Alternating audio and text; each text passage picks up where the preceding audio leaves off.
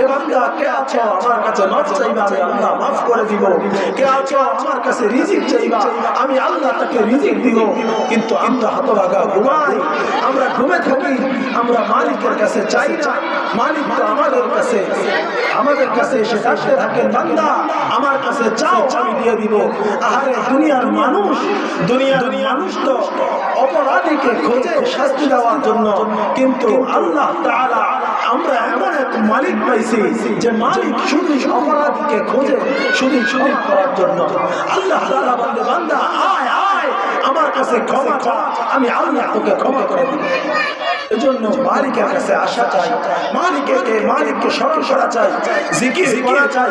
জিকির যত বেশি করব মালিকের স্মরণ আসবে, আর মালিকের স্মরণ যার দিকে থাকবে সে কখনো গুনাহ করতে পারে না।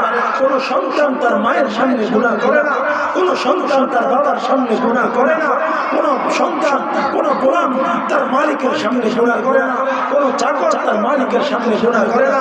আমি আপনি যদি আল্লাহ তাআলার স্মরণ আমাদের অন্তরে ঢুকাইতে পারি, তাহলে দেখা যাবে আমার আপনার ভিতরে আল্লাহ তাআলার স্মরণ থাকার কারণে আমরা আল্লাহ গুনাহ থেকে বাঁচতে পারবো।